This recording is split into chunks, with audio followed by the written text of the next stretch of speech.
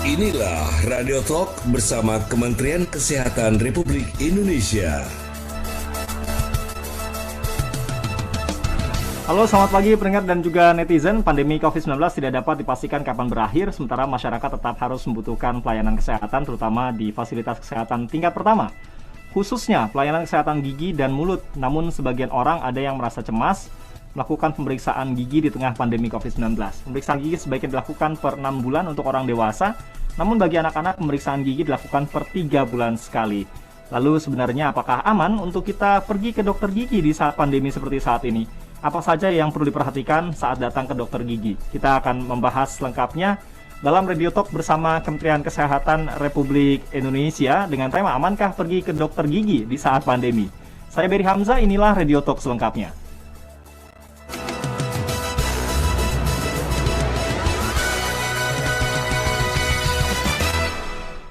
Jangan lupa pendengar, Anda juga bisa mendengarkan atau menyaksikan Radio Talk di pagi hari ini di kanal YouTube ataupun media sosialnya Radio El Sinta. Selain tentunya Anda juga masih bisa mendengarkan melalui siaran live streaming di aplikasi video.com maupun di frekuensi 90 FM. Bersama saya Beri Hamzah, saya sudah bersama dengan dua narasumber yang pagi ini akan membahas lengkap tentang tema kita hari ini. Amankah pergi ke dokter gigi di saat pandemi? Ada Dr. Gigi Trita Rayati SH MHKes, Ketua Komite Kesehatan Gigi dan Mulut Kementerian Kesehatan Republik Indonesia. Halo, Dr. Trita, apa kabar? Selamat pagi. Selamat pagi, Assalamualaikum warahmatullahi wabarakatuh, Mas Beri. Waalaikumsalam warahmatullahi wabarakatuh. Sehat-sehat dokter ya? Alhamdulillah, salam sehat untuk semua. Oke, saya juga bersama dengan Kepala Departemen Pendidikan Penelitian dan Jurnal Pengurus Besar Persatuan Dokter Gigi Indonesia, Dr. Gigi Armelia Sari Widyarma MKes. Halo, Dr. Armelia, apa kabar? Selamat pagi. Halo, Mas Beri. Assalamualaikum. Kabar baik, Mas Beri. Waalaikumsalam. Salam semuanya. Alhamdulillah. Nah, di awal ini kita akan membahas sedikit. Kami ingin tahu juga, tapi kalau ada pendengar yang ingin bertanya langsung boleh juga ya, di 081 180 6543. Saya ingin ke Dr. Armelia terlebih dahulu sebelum kita menuju ke topik pembahasan kita. Kami ingin tahu berapa banyak sebetulnya petugas kesehatan gigi yang ada di Indonesia saat ini, dokter? Baik, berdasarkan data kami yang dapat dilihat di website sertifikasi pdgi.or.id, nah jumlah dokter gigi di Indonesia ini saat ini 36.721 orang. Sementara jumlah terapis gigi dan mulut berdasarkan data organisasi profesi tahun 2019, yang ini saya ambil dari buku standar profesi terapis gigi dan mulut, diterbitkan Kemenkes RI, itu ada 18.003 orang. Jadi mungkin saat ini sudah bertambah, karena ini data 2020 ya. Artinya jumlah SDM dokter gigi dan tenaga kesehatan untuk kesehatan gigi dan mulut ini sudah dan mencukupi, tetapi yang menjadi persoalan itu adalah masalah distribusi. Mengingat di Indonesia ini kan berlibu-ribu pulau gitu ya, jadi distribusi tidak sama. Jadi banyakan itu di provinsi atau di kota-kota besar. Nah, berdasarkan data tenaga medis yang didaya gunakan fasilitas pelayanan kesehatan Payankes yang di Indonesia, yang saya ambil dari data BPSDMK, Kemenkes RI, nah persebaran dokter gigi tertinggi itu berada di regional Jawa Bali. Dan terendah itu regional Papua, dan persebaran tertinggi teknisi gigi itu berada di regional Sumatera, dan yang terendah itu di regional Maluku. Sementara persebaran tertinggi dari terapis gigi dan mulut itu juga tetap aja yang paling banyak di Jawa Bali dan terendahnya di Papua. Kira-kira seperti itu, Mas Beri. Iya, ini sebetulnya kan tadi ya, kalau di awal saya sudah mengungkapkan untuk melakukan pemeriksaan gigi itu untuk dewasa 6 bulan, tapi kalau untuk anak-anak per 3 bulan sekali. Nah, untuk menghadapi hal ini diiringi juga tadi dengan persebaran bagaimana para tenaga kesehatan di bidang gigi ini tidak semuanya merata di Indonesia. Itu bagaimana, Dr. Armelia? Maksudnya untuk anak-anak begitu ya, Mas Beri ya? Ya, memang kan anak-anak tuh dia lebih cenderung lebih sering ya, karena kan anak itu dalam masa pertumbuhan, jadi kan harus diawasi seperti itu untuk tumbuh kembang anak itu sendiri. Nah, untuk masa pandemi ini kan kalau untuk anak sendiri sebenarnya itu cenderung sih sebenarnya aman sih, tapi ada beberapa hal yang sudah harus diperhatikan, karena kan kita semua karena kita nggak tahu kapan pandemi ini berakhir, kan dibilang harus berdampingan gitu ya. Jadi artinya ada penyesuaian yang harus kita lakukan di masa pandemi ini. Nah, untuk perawatan anak sendiri itu harus diperhatikan yang pertama, misalnya perawatan gigi anak itu dilakukan di dokter gigi, kita cari dokternya spesialis gigi anak, karena kan biasanya kalau dokter spesialis gigi anak itu lebih memahami kondisi psikologi anak gitu ya. Nah, yang mesti diperhatikan banget itu adalah protokol yang digunakan di ruang praktek gitu. Jadi sebenarnya udah banyak nih, ada buku petunjuk teknis yang dibuat oleh Kementerian Kesehatan, ada juga buku petunjuk panduan new normal yang dibuat oleh PDGI gitu, bagaimana mengatur kita praktek itu supaya aman. Contohnya di ruangan itu misalnya sudah diatur sirkulasi udaranya yang kita sebut biasanya ruangan bertekanan negatif atau negatif room. Jadi artinya aliran udara itu sudah diatur dari dia masuk keluar itu tidak berputar-putar gitu. Karena kan kita tahu kalau kita di dalam ruangan yang kecil ada yang ada misalnya virus dalam bentuk aerosol tadi ya. Kalau dokter gigi kan praktek pakai alat-alat tuh. Mungkin Mas Berry pernah ke dokter gigi.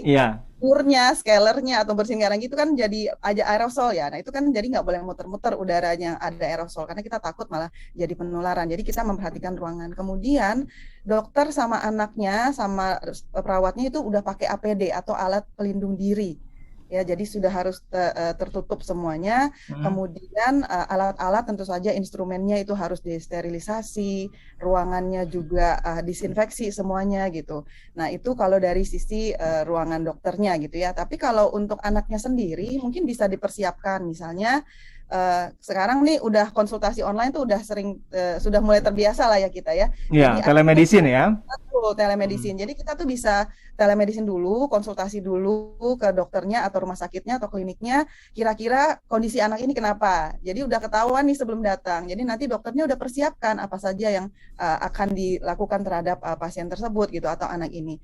Nah, kemudian kalau udah janjian sama dokternya, kita pastikan nih anak kita itu kondisinya sehat, terus moodnya lagi baik, terus dia misalnya jangan sampai dia misalnya lagi lapar misalnya. Jadi kalau udah mood kan anak kecil nanti udah janjian sama dokter, udah sampai di ruang praktek malah nggak mau gitu. Jadi harus diperhatikan kondisi anaknya juga dan anaknya juga mesti diajarin nih protokolnya, pakai masker misalnya gitu. Anaknya harus juga mau cuci tangan, hal seperti itu sudah kita siapkan untuk anak-anak kita gitu. Oke, saya ke dokter berikutnya ya.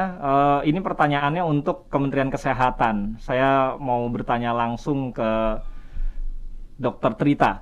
Nah, ini tadi sudah diungkapkan, meskipun ada banyak sekali Dokter Trita tadi diceritakan oleh Dokter Armelia mengenai bagaimana proseduralnya, tata cara kita untuk datang ke dokter gigi, tapi tidak menutup kemungkinan masyarakat masih merasakan kekhawatiran. Apalagi pandemi COVID-19 ini kan sudah 1 tahun lebih ya. Kalau dari sisi angka, apakah memang betul terutama untuk kunjungan ke dokter gigi ini terjadi penurunan data-datanya untuk mereka-mereka yang sebelumnya rutin melakukan pemeriksaan, tapi karena pandemi akhirnya berkurang gitu, Dokter Trita, gimana? Ya, baik, terima kasih. Mungkin kalau nama saya susah banget ya manggilnya, biasanya saya manggil Dokter Tari saja lah. Oh, Dokter Tari, oke, baik, lebih mudah. Iya, baik.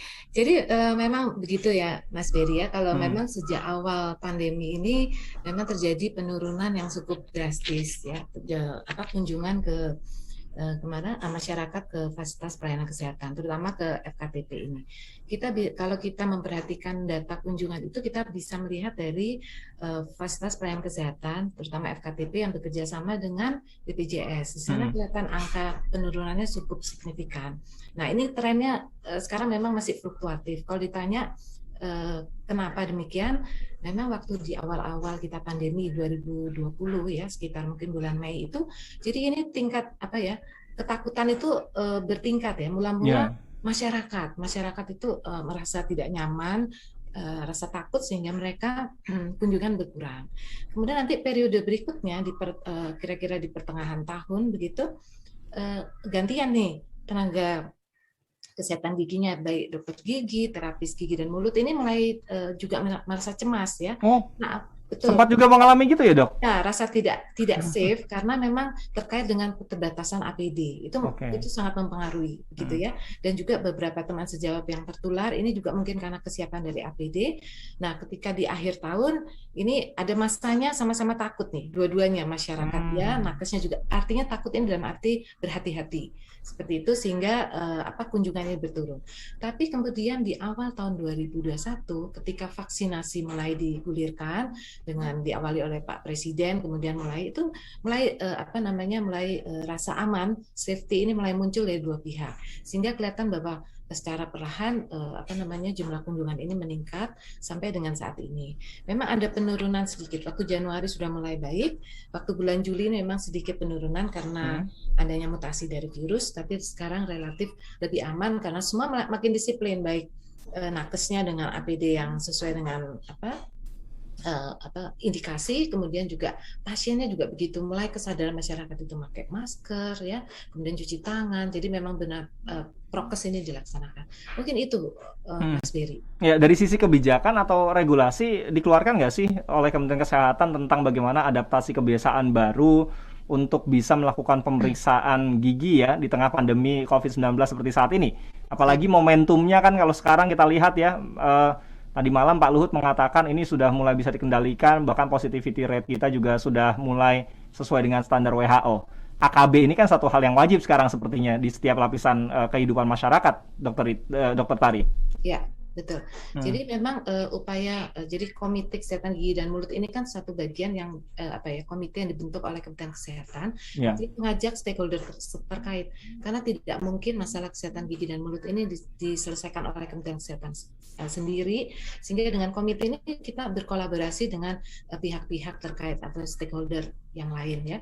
Nah, memang ada beberapa kebijakan yang sudah ditetapkan. Jadi memang update dari regulasi ini begitu cepat mengikuti perkembangan dari COVID ini. Jadi bisa dalam sebulan itu beberapa kali perubahan-perubahan dari kebijakan. Nah, termasuk untuk Kementerian Kesehatan untuk kesehatan gigi dan mulut ini sudah menerbitkan Juknis petunjuk teknis kesehatan gigi dan mulut, yang ini sangat membantu terutama untuk teman-teman di fasilitas pelayanan kesehatan, teman-teman baik dokter gigi maupun terapis gigi dan mulut. Karena intinya dalam Juknis ini itu mengatur mengenai kalau kita bicara COVID ini kita harus benar-benar wajib menerapkan namanya PPI. PPI itu pencegahan pengendalian infeksi. Nah, di sini ditekankan bagaimana tenaga kesehatan gigi dan mulut harus menerapkan PPI ini, mulai dari tahap persiapan ketika pasien sebelum datang, kemudian juga tahap setelah saat melakukan perawatan gigi sendiri dan sesudah pasien selesai melakukan perawatan. Sehingga jangan lupa bahwa terutama di puskesmas ini dia mempunyai beban dua ya, terutama UKM dan UKP, upaya kesehatan masyarakat dan upaya kesehatan perseorangan.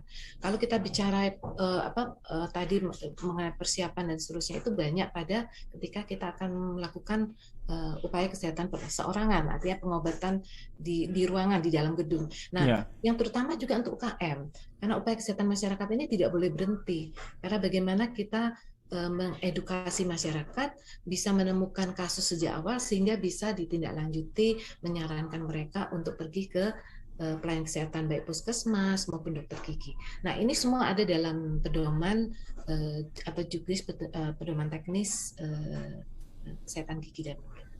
Dan ya, ini sudah bahkan ini kenapa kita lihat trennya lebih baik juga dan makin baik karena sudah disosialisasikan ke baik ke tenaga kesehatan gigi dan mulut, baik untuk dokter giginya, kemudian untuk terapis gigi dan mulut, dan juga mengedukasi masyarakat. Jadi UKM ini bagaimana masyarakat juga jangan takut karena ternyata penyuluhan bisa jalan dengan menggunakan prokes yang baik. Mungkin itu garis besarnya, Mas Beri. Iya, nah kalau dari Dr. Armelia, di masa pandemi sekarang ini bagaimana sebetulnya? Seberapa pentingkah masyarakat Indonesia melakukan pemeriksaan ya untuk gigi dan mulut? Khususnya kapan waktunya saat ini? Karena yang sebetulnya 6 bulan sekali untuk dewasa, 3 bulan sekali untuk anak-anak, apakah itu harus dirubah? Baik. Sebenarnya kalau untuk menjaga kesehatan gigi dan mulut tuh pastilah sangat penting ya Mas Beri ya, itu mau pandemi nggak pandemi itu memang sangat penting, kita tetap wajib ya. Iya betul. Karena kalau udah masalah kondisi gigi dan mulut itu bukan hanya di gigi mulut saja, Mas Berry, tapi bisa mengganggu kondisi sistemik yang lain gitu. Jadi bisa kemana-mana gitu. Jadi memang sebaiknya kita tetap harus menjaga kondisi kesehatan gigi dan mulut. Sebenarnya justru makin pandemi kita harus lebih aware gitu untuk menjaga kesehatan gigi dan mulut.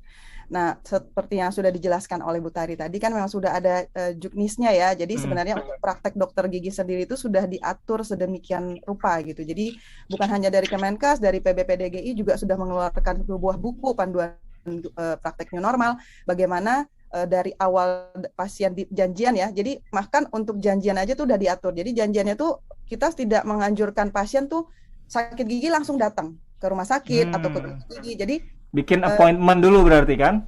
Dulu. Jadi screening dulu, Mas Berry. Jadi di screening dulu artinya kita menggunakan konsultasi online tadi atau teledentistry namanya kalau di bidang kedokteran. Nah, jadi teledentistry kita janjian dulu, terus kita kasih tahu keluhannya dulu. Jadi kenapa? Kalau kita tahu keluhannya, jadi dokternya tuh atau dari rumah sakitnya tahu akan dijadwalkan dokter spesialis yang mana. Kan dokter gigi itu ada spesialisasinya juga ya gitu. Kalaupun ke tidak spesialisasi atau ke dokter gigi yang GP atau yang biasa dokter gigi umum, tetap sudah bisa dipersiapkan apa sih alat-alat yang mau dipakai untuk pasien ini, karena dia sudah ketahuan nih, oh dia sepertinya akan melakukan pencabutan, sepertinya akan melakukan penambalan. Jadi sudah janjian dan diketahui keluhannya apa gitu. Jadi kalau screening itu udah wajib.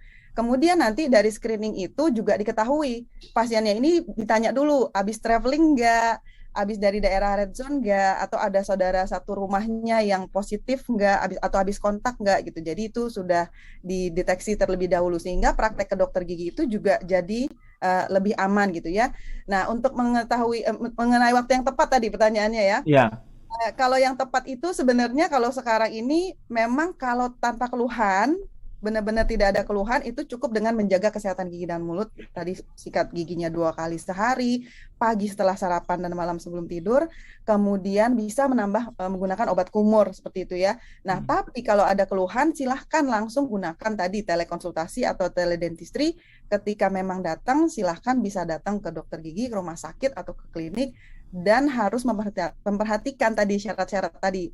Jadi bukan dokter gigi aja ya, masyarakatnya harus aware juga nih, memilih dokter atau rumah sakit atau klinik gigi yang sudah menggunakan protokol yang new normal tadi sesuai dengan juknis dari Kementerian Kesehatan ataupun buku panduan dokter gigi new normal. Jadi sebenarnya kalau tepat sih tepat-tepat saja gitu ya, boleh saja. Kalau memang kita merasa gini, kalau dokter gigi itu biasanya kalau udah 6 bulan tuh udah nggak ke dokter gigi, atau apalagi udah setahun sekarang ya, biasanya kadang-kadang sikat gigi tuh udah mulai berdarah gusinya, misalnya seperti itu ya.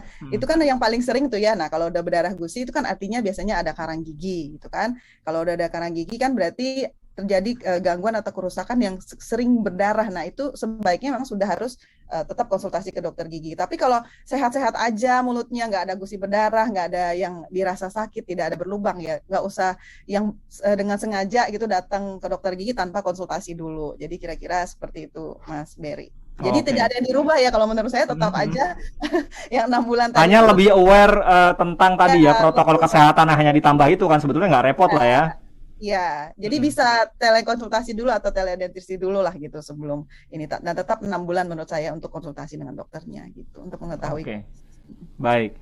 Nah, kalau ada pendengar atau netizen yang mau bertanya, silakan Anda bisa sampaikan pertanyaan di kolom komentar di media sosialnya Elsinta, kemudian juga via telepon boleh di 0215869000. Tapi saya juga mau mengingatkan untuk Anda pendengar dan netizen yang ingin update atau tahu lebih banyak tentang dunia kesehatan di Indonesia, Anda bisa telepon di Halo Kemenkes di 1505567 atau kunjungi website di www.sehatnegeriku.kemkes.go.id.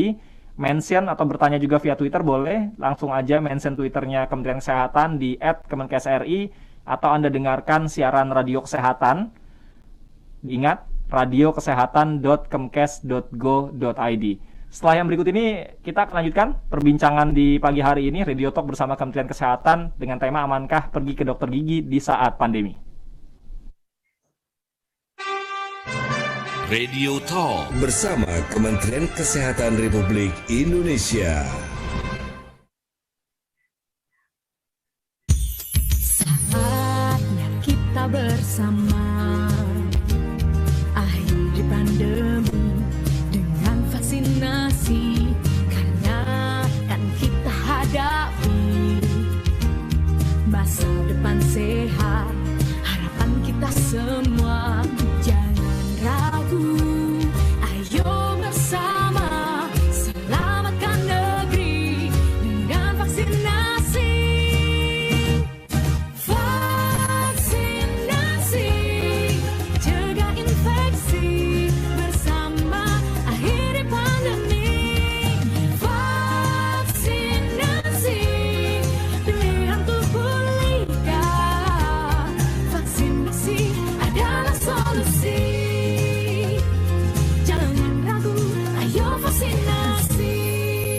dipersembahkan oleh Kementerian Kesehatan Republik Indonesia. Hai, aku Feni. Sekarang banyak WFH, jadi punya banyak waktu ngedekor ulang barang-barang vintage yang memang kesukaan aku dan suami. Sejak lama kami berburu barang-barang vintage supaya pas nempatin salah satu unit di Caribbean Sumarekon Serpong sudah ready. Kami langsung pilih unit yang luasnya 8 x 16 meter persegi. Ada juga yang 7 x 16. Harganya oke kok, mulai 2,3 miliar. Apalagi lokasinya dekat tol BSD dan Ruko Goldfinch yang memang sudah ramai. Tipe Caribbean ini desainnya modern dan natural, tapi klasik plus homey banget. Suasana klasik ini bikin aku betah kerja dari rumah. Aku bisa lebih tenang berpikir dan matang dalam memutuskan. Kalau sahabat belinya sampai September, bisa dapat Samsung G Flip dan promo menarik lainnya. Bunga KPR-nya 3,99 fix 2 tahun. Tunggu apa lagi? Hubungi 021 5421 0008 atau www.sumarekonserpong.co. Sumarekon Serpong. Radio Talk bersama Kementerian Kesehatan Republik Indonesia. Amankah pergi ke dokter gigi di saat pandemi COVID-19?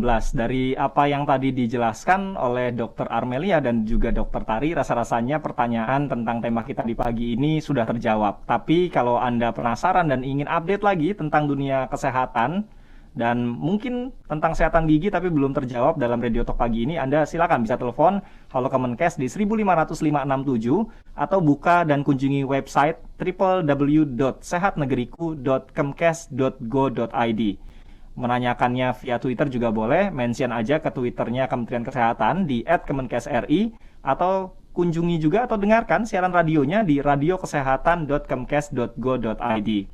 Nah, di pagi ini untuk netizen yang mau bertanya boleh juga via SMS WA atau kolom komentar media sosialnya Elsinta. Dr. Amelia dan juga Dr. Tari, kita lanjutkan ya. Saya mau menyapa dulu, ada penelpon yang sudah masuk, ada Pak Syarial di Medan, Sumatera Utara. Halo Pak Syarial. Ya, selamat pagi ya Sinta. Selamat pagi Pak, silakan Pak. Selamat pagi narasumber. Saya mau nanya, orang kalau berobat ke dokter gigi kan pakai alat. Apa setelah berobat ke dokter gigi itu, alat-alat itu bisa langsung disterilkan secara sangat aman gitu? Apalagi sekarang kan lagi pandemi. Ya. Ya, orang kalau kena varian Delta, kalau berobat ke dokter gigi, bagaimana alat-alat itu bisa disterilkan secara sangat aman sehingga tidak menularkan kepada yang berobat selanjutnya gitu. Atau ke dokternya juga Pak ya, kan dokter juga harus dilindungi ya. Iya. Soalnya begini, dulu waktu marak-maraknya HIV/AIDS itu kan ada aktor Hollywood namanya Rock Hudson. Dia berobat ke dokter gigi, lalu dia kena HIV/AIDS. Kemudian ada dokter yang bilang kalau peralatan dokter gigi itu tidak bisa disterilkan. Kalau mau disterilkan, terpaksa harus direbus. Kalau direbus itu alat-alat itu akan rusak. Jadi bagaimana sebaiknya gitu. Baik. Terima kasih Pak Syarial ya. Pak Syarial di Medan, Sumatera Utara, tentang sterilisasi alat kesehatan, terutama praktek dokter gigi kepada mereka-mereka pasien-pasien yang mengaksesnya ya. Mungkin Dr. Armelia bisa menjelaskan, nanti bisa dilengkapi juga oleh Dr. Tari, silakan. Baik, terima kasih pertanyaannya Pak. Ini memang mungkin sangat banyak bertanya-tanya ya masyarakat. Ini masalah trust biasanya nih, kepercayaan. Ini alatnya dicuci nggak ya, ditukar nggak misalnya ganti pasien nggak ganti alat gitu ya. Baik, mungkin saya coba jelaskan. Memang tadi selain hanya ruangan saja yang diperhatikan ya, itu alat-alat kita memang sangat-sangat kita perhatikan gitu. Dan biasanya untuk berpraktek dokter gigi itu, kita itu alat itu biasanya ada beberapa set gitu Pak ya. Jadi misalnya alat yang masuk ke mulut Bapak tuh kaca mulut, biasanya itu ya kaca mulut, ada sonde, ada alat-alat pinset-pinsetnya gitu ya. Itu tuh dokter gigi itu punya beberapa set, jadi tidak satu saja gitu. Nah itu set itu semuanya sudah disterilkan dalam kantong-kantong sendiri. Jadi Kalau pergantian pasien itu akan digunakan set yang baru, jadi tidak langsung dipakai alat yang sama, itu pasti tidak. Kemudian kita itu biasanya juga ada menggunakan chemical agent, jadi bahan disinfektan, bahan kimia yang itu sangat kuat untuk membunuh bakteri, jamur, termasuk virus, gitu ya. Apalagi virus SARS-CoV-2 ini, penyebab COVID ini sebenarnya dia sangat mudah dimatikan, ya, karena kalau virus itu kan RNA ya, RNA itu sangat tidak stabil, makanya sebenarnya kita cuci dengan deterjen aja itu dia mati gitu. Nah, kalau pakai disinfektan yang di kedokteran gigi itu sangat kuat ya, biasanya kita bisa pakai natrium hipochlorite gitu, ada beberapa bahan yang kita pakai ya itu sangat kuat. Nah, yang kita takutkan kan adalah kalau virus SARS-CoV-2 ini dia kan aerosol tadi. Aerosol itu kan artinya berterbangan di udara ya, makanya dokter gigi itu tadi harus ada tekanan negatif atau ada UV lah gitu. Kalau di UV itu mati itu virusnya gitu. Jadi atau ada saringan udara. Yang penting tuh sirkulasi udara ada. Tapi kalau peralatan itu sangat banyak chemical agent yang bisa digunakan, atau yang satu lagi yang juga biasa digunakan oleh dokter gigi itu sterilisasi alat menggunakan autoclave namanya. Ya, jadi alat autoclave itu udah dibersihkan, dicuci dengan deterjen, kemudian dikasih chemical agent, kemudian dimasukkan lagi ke dalam autoclave gitu loh. Nah itu pasti semuanya udah benar-benar betul-betul dijaga sterilitasnya berarti kalau gitu ya. Betul. Lewat beberapa tahapan tadi kalau cerita dari Dokter Armelia. Betul. Jadi nggak hanya satu tahap ya, jadi memang banyak tahap. Jadi harusnya kalau sesuai dengan protokol tadi, alat praktek itu harusnya aman dan tidak akan menggunakan bekas langsung pakai lagi seperti itu. Baik. Ya, jadi Pak Syahrial nggak usah khawatir Pak, kalau mau datang tetap melakukan pemeriksaan kesehatan mulut dan giginya ya di masa pandemi, datang aja karena sudah aman lah ya. Tadi banyak prosedur yang harus dilewati. Tapi ini menyambung dengan apa yang disampaikan oleh Pak Syahrial dan Dokter Tari bisa menjawabnya. Apa yang harus dilakukan atau diperhatikan oleh fasilitas kesehatan, pelayanan kesehatan gigi selama melakukan pelayanan kepada masyarakat, para pasien di tengah pandemi ini? Ya, baik. Mungkin apa yang disampaikan oleh Bu Sari itu sudah sangat lengkap. Jadi tadi siapa yang bertanya? Pak Syahrial. Pak Syahrial. Pak Syahrial ya. Jadi kalau tadi di dalam juknis saja saya cerita awal mengenai juknis yang dikeluarkan oleh Kementerian Kesehatan, itu kan intinya pada pencegahan pengendalian infeksi. Nah, salah satu di sana itu memang ada bagaimana harus penerapan hand hygiene, artinya kebersihan tangan. Kemudian juga bagaimana sterilisasi alat masuk di situ, termasuk juga untuk pengaturan udara di ruangan. Bagaimana kalau penggunaan secara alamiah, dibuka jendelanya ataupun secara mekanik buatan seperti itu. Itu banyak, artinya menggunakan AC, ventilasi, kipas angin dan seterusnya. Nah, untuk alat jangan lupa Pak Syahrial. Jadi itu banyak persyaratannya untuk alat itu. Karena alat-alat itu dokter gigi sudah tahu mana ini yang infeksius, mana yang non infeksius begitu ya. Yang risiko tinggi, risiko sedang. Nah, itu nanti akan dimasukkan dari pre-cleaning. Pre-cleaning itu direndam dulu dalam deterjen. Kemudian nanti selesai dibilas air, kemudian dipilah mana yang mesti masuk autoclave. Jadi rata-rata alat dokter gigi ini masuk ke sterilisasi menggunakan autoclave. Jadi kalau di autoclave itu virus bakteri mati ya, apalagi virus yang sebetulnya relatif muda RNA untuk coronavirus, termasuk juga endospora. Jadi memang benar-benar aman Pak. Jadi jangan khawatir karena dokter gigi praktek itu dia mempunyai banyak peralatan. Nah, terkait dengan apa yang harus diperhatikan oleh Fasiankes, tadi saya sudah sampaikan itu harus diperhatikan mulai dari tahap awal. Ketika tahap persiapan itu harus memperhatikan ruangan. Tadi ruangan itu titik poinnya yang penting, pengaturan udara itu kata kuncinya. Karena penularan dari SARS-CoV ini kita harus memperhatikan 3. Jadi kewaspadaan terhadap transmisi itu 3, yaitu bisa melalui droplet. Ya, jadi kita droplet yang keluar, kemudian sekarang ini takutkan airborne, jadi dia ada di udara dan juga kontak. Jadi 3 hal ini menjadi perhatian begitu ya penanganannya, sehingga dilakukan tahap persiapan yaitu pengaturan mengenai udara untuk ventilasi, juga pengelolaan air harus bersih, kemudian tahap kedua sebelum kunjungan pasien. Jadi Fasiankes harus menerapkan screening tadi yang disampaikan oleh Bu Sari ya. Bagaimana kemudian bisa dilakukan teledentistry, konsultasi lebih awal, kemudian nanti pada saat kunjungan pasien sendiri, nah ini deteksi screening tetap ya, pemeriksaan suhu tubuh dan sebagainya. Kemudian benar-benar menerapkan kewaspadaan tadi saya sampaikan ya, mencuci tangan sebelum memegang pasien ya, setelah selesai juga mencuci tangan ya, artinya hand hygiene itu harus benar-benar diperhatikan ya. Kemudian penggunaan APD. Jadi APD ini gunanya tidak hanya untuk dokter, untuk pasien juga. Jadi pasien tidak tertular oleh Ya, sama-sama terlindungi gitu ya, Dok ya. Sama-sama terlindungi, itu yang harus dipahami Pak Sarif. Jadi bukan hanya untuk kepentingan dokter, tapi untuk pasien juga seperti itu.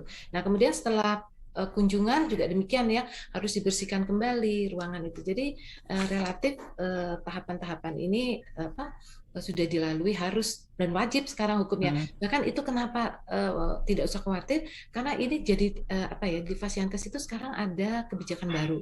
Jadi PPI ini dimasukkan dalam indikator mutu. Jadi nanti akan dinilai ya, kalau indikator mutunya tidak dicapai, kebersihan tangan, sterilisasi, alat dan seterusnya, Fasiankes ini akan mendapat nilai yang pencapaian yang tidak maksimal untuk indikator. Ini tentunya akan sanksi atau teguran kepada Fasiankes. Jadi semua aman begitu harapannya. Seperti itu. Sendiri. Ya. Baik. Ya, tentunya kalau kita berbicara tentang kesehatan mulut dan gigi, kita nggak hanya berbicara tentang gigi yang bolong, ditambal, karang gigi, dan lain sebagainya ya. Ada banyak persoalannya. Setelah ini kita akan bahas apakah ada sebetulnya hal-hal yang karena di tengah pandemi seperti saat ini, akhirnya ada tindakan yang memang tidak bisa dilakukan oleh para tenaga kesehatan di bidang gigi ya, atau dokter gigi. Nanti kalau mau bertanya lagi silakan bisa via WA di 081 180 6543. Tapi sekali lagi saya mau mengingatkan untuk Anda pendengar dan juga netizen, kalau Anda ingin update tentang dunia kesehatan, mau bertanya apapun, Anda bisa langsung hubungi Halo Kemenkes di 1500567 atau buka website di www.sehatnegeriku.kemkes.go.id. Mention juga ke Twitternya Kementerian Kesehatan di @kemenkesri, atau dengarkan siaran radionya di radiokesehatan.kemkes.go.id. Selain berikut ini kita akan obrolin lagi tentang bagaimana supaya kita bisa tetap menjaga kesehatan mulut dan gigi meskipun di tengah pandemi COVID-19. Terutama tadi soal apakah ada tindakan yang memang pada akhirnya sekarang ini tidak bisa dilakukan karena situasi pandemi COVID-19. Radio Talk bersama Kementerian Kesehatan Republik Indonesia. Hei, kalau masuk rumah warga lewat mana? Wah, susah ke sana. Apakah ada jalan rahasia tembus ke desa? Desa itu gak ada yang bisa tembus. Susahnya bikin kita mampus. Hei, kamu ini siapa? Berani-beraninya kamu datang sini. Pantesan gak nembus. Mereka sudah beradaptasi dengan kebiasaan baru. Pakai masker, jaga jarak, rajin cuci tangan. Dari mulai pasar, tukang sayur, posyandu, disiplin banget. Aduh, pada rajin olahraga, lingkungannya bersih, semua gotong royong. Walah, susah ini. Ayo ngaku, kamu siapa? Ampun, saya virus corona. Ampun, kabur. Wah, si COVID-19. Ayo kita kabur. Ayo. Berubah, usir wabah, bersama melawan COVID-19. Pesan ini dipersembahkan oleh Kementerian Kesehatan Republik Indonesia dengan dukungan dari USAID. Radio Talk bersama Kementerian Kesehatan Republik Indonesia.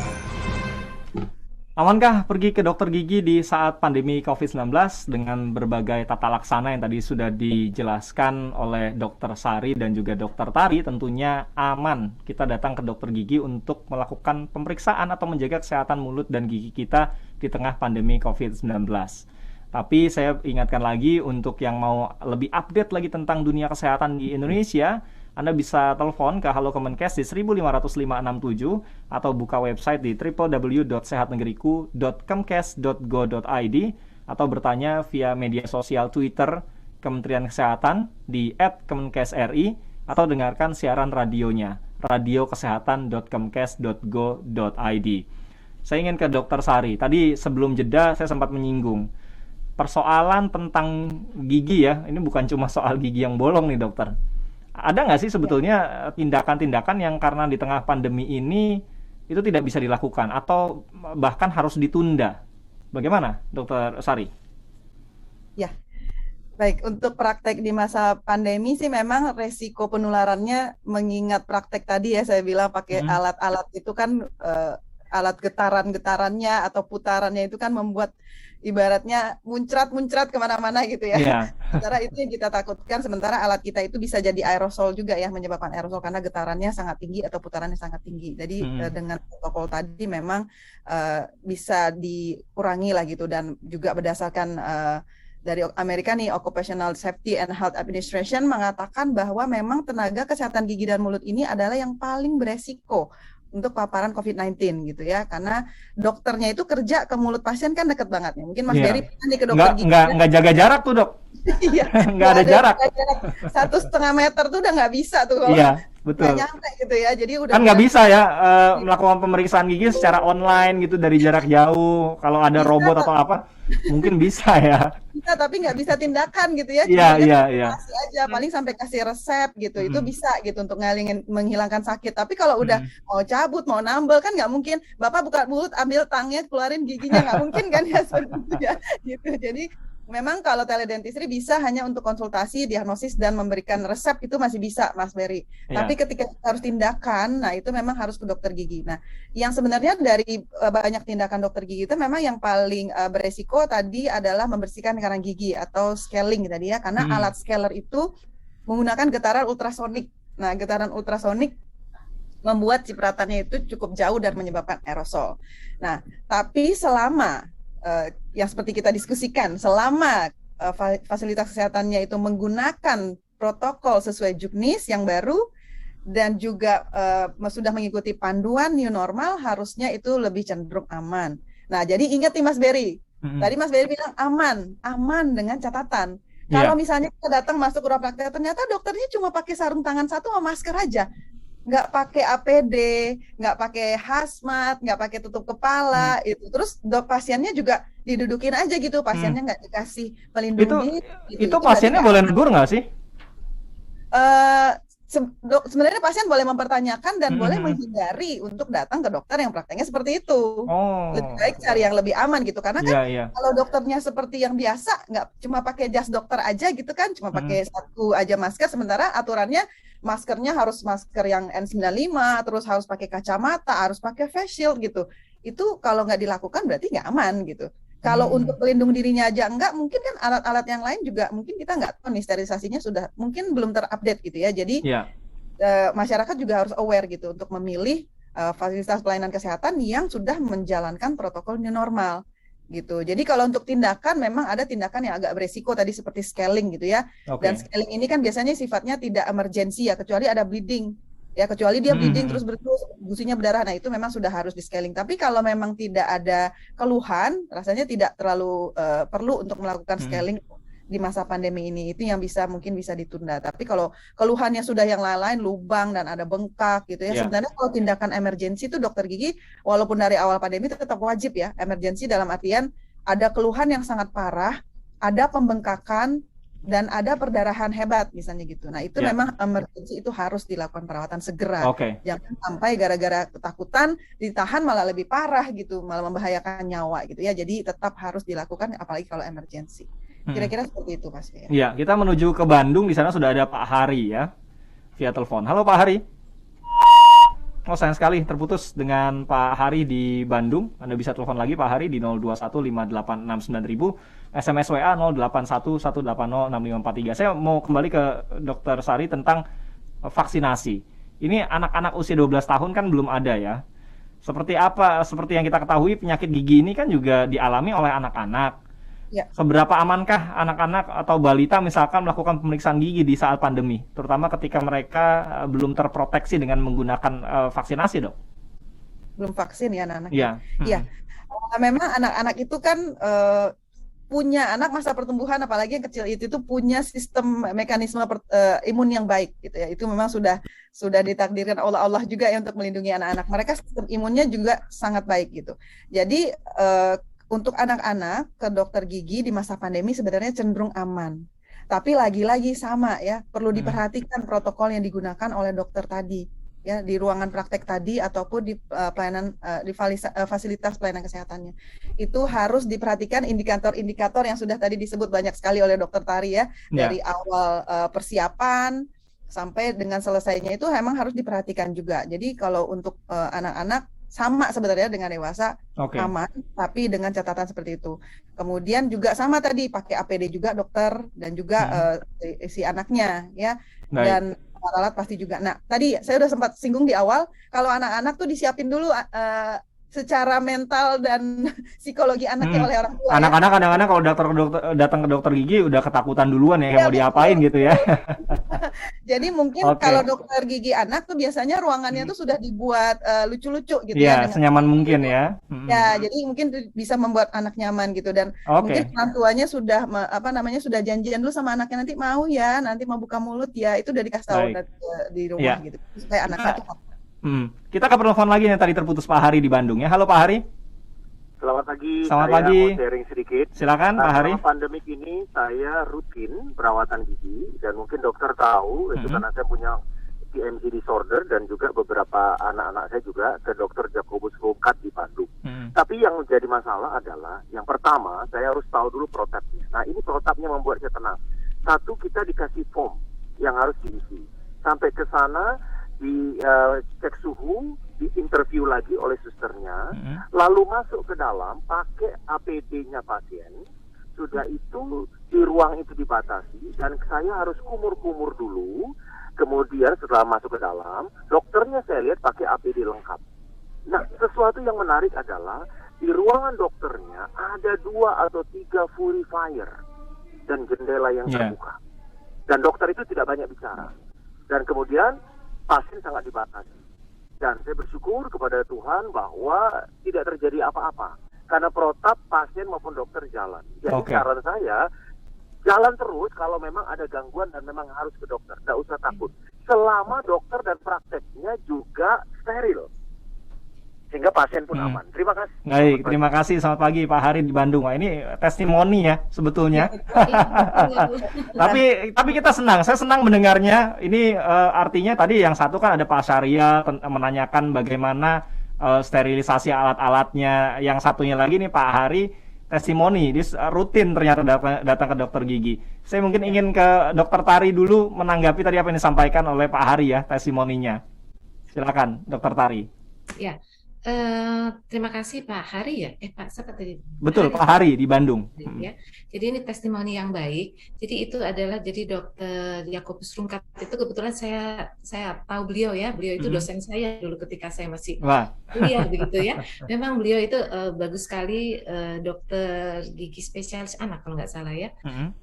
Juga memang kalau lihat dari apa yang diterapkan oleh Dokter Jacobus itu benar-benar sesuai dengan protap baik yang dikeluarkan oleh PDGI dan juga oleh Kementerian Kesehatan. Ini bagus sekali kalau diterapkan atau dilakukan oleh seluruh dokter gigi yang praktek mandiri ya. Ini sangat baik sekali. Nah, itu pertama.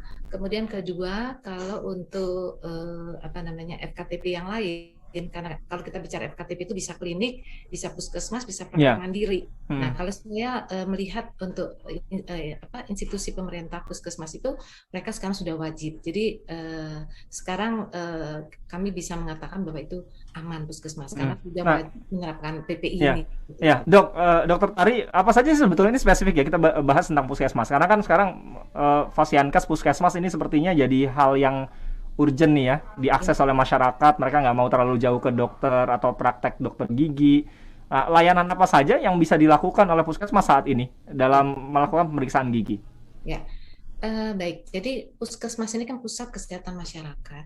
Dia adalah institusi yang mempunyai tanggung jawab wilayah. Artinya dia mempunyai tugas, tadi saya sampaikan di awal, utamanya itu upaya kesehatan masyarakat atau UKM dan juga upaya kesehatan perseorangan. Jadi memang beratnya tentu untuk upaya kesehatan masyarakat untuk upaya promotif dan preventif. Nah, ini kenapa di dalam Juknis dan juga saat ini pun dari puskesmas yang kami pantau karena memang ada program namanya PISPK, Program Indonesia Sehat dengan Pendekatan Keluarga. Nah, tetap dilakukan penyuluhan pelayanan di masyarakat, terutama kalau kita ke masyarakat ini ada 2 hal ya. Satu upaya kesehatan untuk masyarakat sendiri dan juga penjaringan untuk siswa. Nah, memang untuk yang masyarakat masih berjalan, artinya nakesnya dan juga masyarakat nakesnya ketika turun dengan prokes ya, menggunakan masker ya. Kemudian kalau perlu menggunakan sarung tangan. Nah, sarung tangan itu tidak harus ketika edukasi penyuluhan ke masyarakat dipakai ya, itu Ya. harus ada indikasi. Yang penting dia harus hand hygiene, itu cuci tangan yang sesuai sebelum sesudah penyuluhan. Nah, kemudian yang sedikit bermasalah yang agak menurun adalah mengenai penjaringan siswa. Karena sekolah ini libur saat ini, benar kan, sudah Ya, hampir mau tahun. tatap muka tapi juga terbatas kan? Betul, tatap muka sekarang baru mulai terbatas. Nah, Mm. bagaimana memantaunya sehingga banyak inovasi dibuat oleh beberapa FKG menciptakan suatu model seperti teledentistry seperti itu, di mana mengikutsertakan orang tua. Orang tua dengan aplikasi dimasukkan ke handphone, dia bisa memfoto bagaimana kondisi Gigi anaknya ya. anaknya. Nah, itu nanti akan direkap oleh puskesmas, tugas puskesmas, dan bisa nanti ditindaklanjuti. Mana yang ini harus segera datang ke puskesmas seperti itu. Jadi itu. Kemudian itu baru UKM-nya. Untuk UKP-nya ya saya pikir pelayanan seperti biasa, baik itu untuk penambalan atau kalau perlu pencabutan, tentu dengan prokes yang ketat ya, sesuai dengan pedoman ya.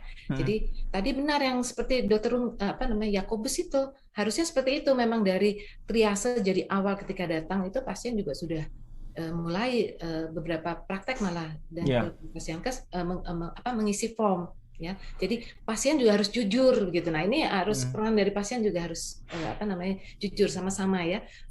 Kesnya juga dan pasien juga harus jujur. Kalau ketika dia mengatakan bahwa dia berapa hari yang lalu demam, ya harus mengatakan itu demam. Oke, secara garis besar itu. Nah, kaitannya dengan BPJS Kesehatan, apa saja sih sebetulnya layanan kesehatan gigi ya saat ini yang bisa diakses oleh masyarakat dengan menggunakan BPJS Kesehatan, Dok?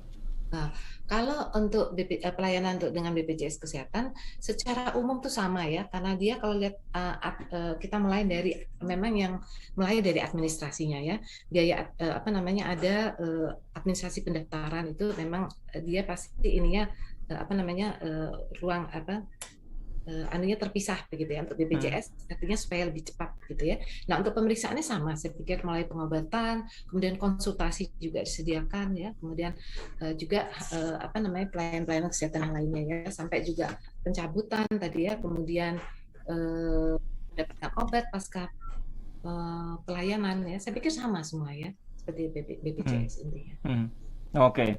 Nah, kaitannya juga dengan kondisi kita saat ini ya, penularan COVID-19, menjaga kesehatan mulut ini jadi satu hal yang penting. Karena COVID itu bisa masuk melalui mulut, hidung, dan juga mata kita ya. Saya ingin ke Dr. Sari, seberapa efektif sebetulnya menghilangkan COVID-19, misalkan ya, ada banyak sekarang masyarakat Indonesia pakai obat kumur, lebih rajin sikat gigi, lebih kumur-kumur dengan menggunakan air hangat. Seberapa efektif sebetulnya cara-cara yang dilakukan oleh masyarakat Indonesia untuk coba meminimalisir atau membunuh virus yang ada di dalam mulut kita, Dok? Misalkan dengan menggunakan obat kumur tadi. Ya, memang sekarang ini kalau dokter gigi tadi salah satu protokolnya itu biasanya pasiennya berkumur dulu memang sebelum dilakukan tindakan gitu, karena akan mengurangi jumlah mikroba yang ada di dalam mulutnya gitu kan. Nah, sebenarnya untuk riset ini sekarang sudah sedang banyak dilakukan ya terkait pengaruh obat kumur terhadap virus SARS-CoV-2 atau penyebab COVID-19 ini gitu. Nah, ini salah satu contoh, ini ada peneliti namanya Craig Myers. Dia profesor mikrobiologi dari Penn State College of Medicine di Hershey. Nah, ini dia menggunakan virus HCoV229i, itu mirip sama SARS-CoV-2 ya. Jadi dia virus yang keluarga virus yang sama dengan SARS-CoV-2. Nah, di situ kalau dari hasil labnya itu sudah terbukti dia memang mengurangi aktivitas virus gitu.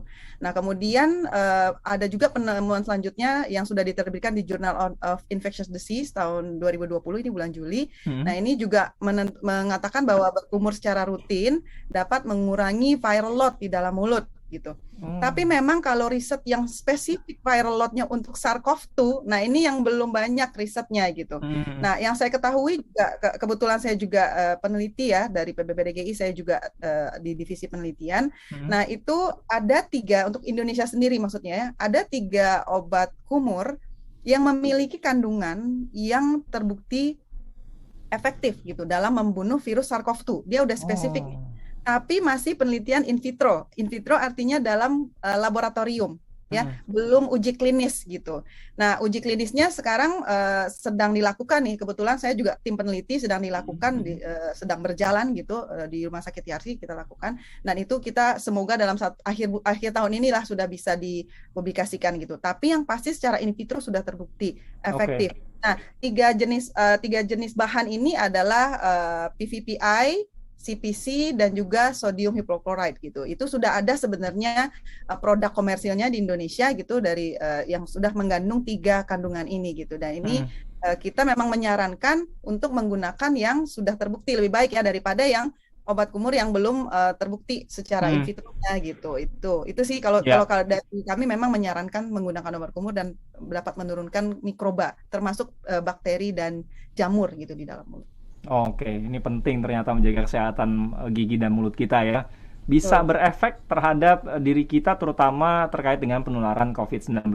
Nah, ada beberapa hal lagi. Waktu kita tinggal sedikit, kurang lebih sekitar 5 menit. Saya ingin kembali ke Dr. Tari soal peringatan Hari Kesehatan Gigi Nasional. Tanggal 12 September yang lalu ya, kita memperingati atau 2 hari yang lalu sebagai Hari Kesehatan Gigi Nasional.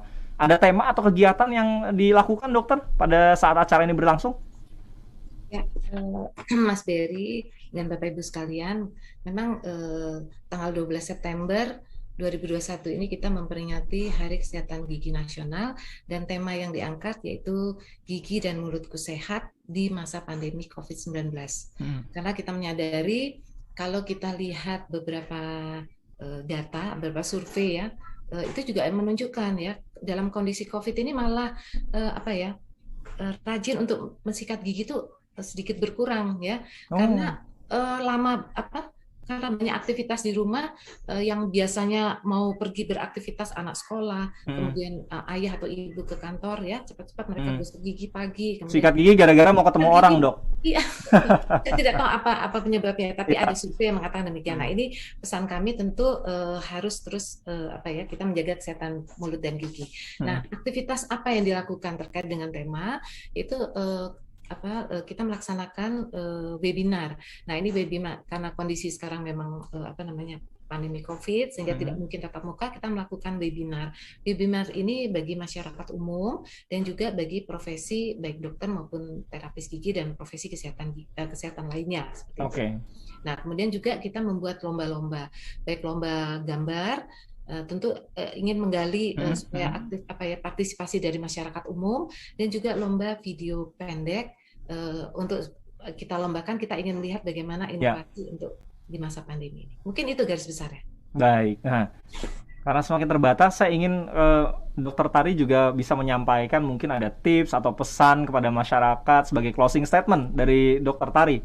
Tips dalam menjaga kesehatan mulut dan gigi ya, Dr. Tari. Nanti terakhir dari Dr. Sari. Silakan, Dr. Tari.